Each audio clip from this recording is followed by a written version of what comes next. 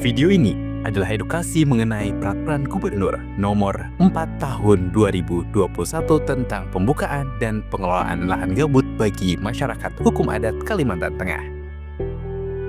Yang mana ini menjadi pedoman untuk mencegah pencemaran dan kerusakan lingkungan hidup yang berkaitan dengan kebakaran hutan.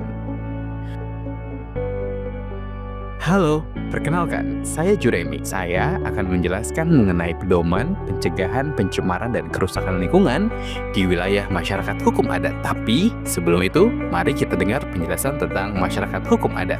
Masyarakat hukum adat adalah kelompok masyarakat yang secara turun-temurun bermukim di wilayah geografis tertentu karena adanya ikatan pada asal-usul leluhur, dan kali ini Kedamangan adalah lembaga adat Dayak yang memiliki wilayah adat, kesatuan masyarakat adat, dan hukum adat. Damang, kepala adat, adalah pemimpin adat yang berwenang untuk menegakkan hukum adat Dayak.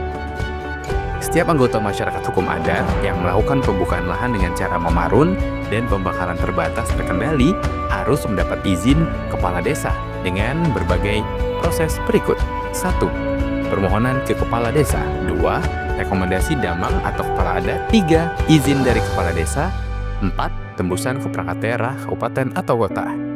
Kemudian, melengkapi dokumen seperti fotokopi KTP, fotokopi surat penguasaan tanah atau bukti kepemilikan, dan persetujuan pemilik tanah berbatasan. Dan hanya diingat bahwasanya ini hanya dilakukan di lahan non-gambut dengan maksimal 1 hektar per kepala keluarga. Selanjutnya, setelah proses pembukaan lahan tadi sudah dilengkapi persyaratannya, maka pembakaran terbatas dan terkendali dilakukan dengan memperhatikan hal-hal berikut seperti kearifan lokal, kemudian membuat sekat bakar, perhatikan arah angin, dan jangan tinggalkan lahan jika api belum benar-benar padam.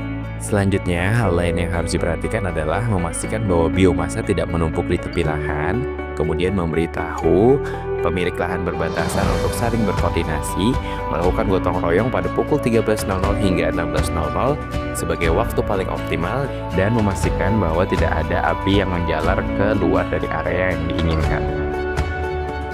Setelah lahan bersih dari sisa pohon, dapat diterapkan teknologi pengelolaan lahan tanpa bakar.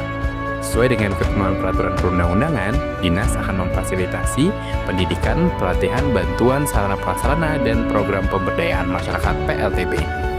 Demikian video ini dibuat. Ingat, pembakaran lahan tanpa izin dapat dikenakan sanksi sesuai peraturan perundang-undangan dan tentunya sanksi adat. Peraturan gubernur ini hanya berlaku bagi anggota masyarakat hukum adat di Kalimantan Tengah. Mari bersama menjaga lahan dan lingkungan kita.